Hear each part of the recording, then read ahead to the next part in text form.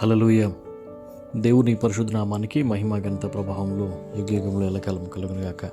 ప్రియమైన ఆత్మీయ కుటుంబ సభ్యులకు ఆయా మాధ్యమాల ద్వారా వాక్యాన్ని ఉంటున్నటువంటి మెస్సియా ప్రార్థన మందిర కుటుంబం అంతటికి కూడా నా ప్రేమ వందనాలు తెలియజేసుకుంటున్నాను. పిల్లలు రండి, ప్రభు ఇచ్చినటువంటి అరుణోదయ దర్శనం వాక్యం కొరకు ప్రభు యుద్ధమని కనబడదాం.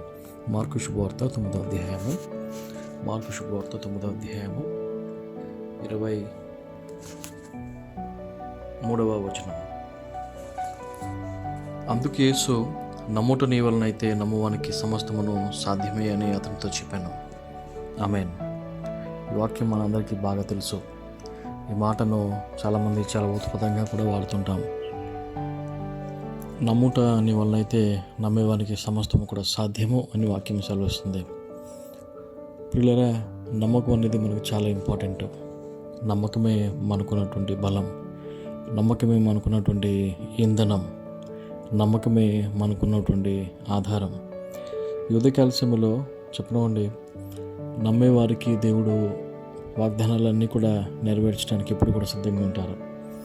నమ్మేవారికి ఎప్పుడు దేవుడు సమీపంగా ఉంటాడు. నమ్మేవారికి ఇప్పుడు అద్భుత ఆశ్చర్యకార్యాలు వాళ్ళ ఇంటి గుమ్మం దగ్గరే ఉంటాయి. పిల్లలు గమనించండి, ఇక్కడ దెయ్యం పట్టినటువంటి ఒక బిడ్డను తండ్రి తీసుకొచ్చాడు యేసు ప్రభు వారి దగ్గరికి. యేసు ప్రభు వారు ప్రార్థనలు ఉన్నారు, శిష్యుల దగ్గర తీసుకొచ్చారు. శిష్యుల వల్ల కావడం లేదు. ఆ తండ్రి నిరుత్సాహపడిపోతుంటున్నాడు.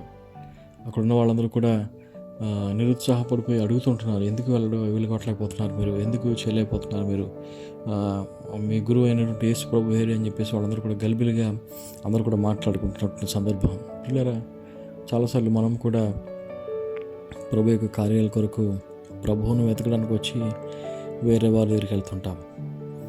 మనము ఆత్మీయంగా మొదలుపెట్టి శారీరకంగా మరి ముగించాలని చెప్పేసి చూస్తుంటాం. ఇక్కడ యేసుప్రభు వారి దగ్గర తీసుకొచ్చారు, కానీ యేసుప్రభు వారు కలవలేదు.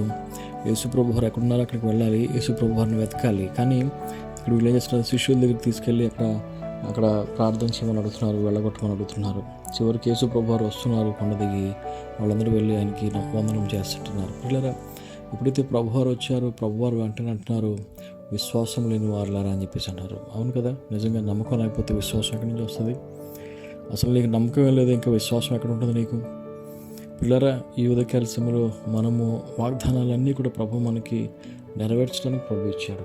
వాగ్దానాలన్నీ కూడా ప్రభు మనకి మన పట్ల అవి జరగాలని, మన కుటుంబంలో మన జీవితంలో అవి నెరవేర్చబడాలని చెప్పేసి ప్రభు మనకు అనుగ్రహించాడు. కానీ వాటిని ఎంతమంది నమ్ముతున్నాం?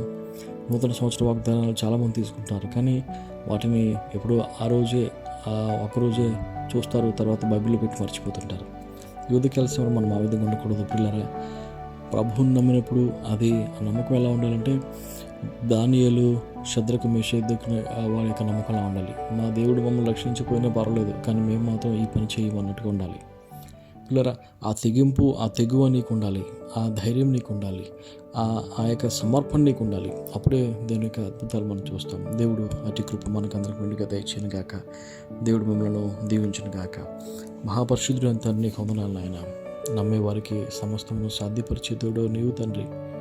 నాయన, డబ్బులు ఇచ్చే వరకు లేకుంటే వెండి బంగారాలు ఇచ్చే వరకు నువ్వు అన్నీ సాధ్యపరిచే దేవుడు కాదు. కేవలం నిన్ను నమ్మితే చాలు, నిన్ను ఆశ్రయిస్తే చాలు, నీ శరణ జుచ్చితే చాలు, మోకరించి తండ్రి అని నీ ఎద్దకు వస్తే చాలు.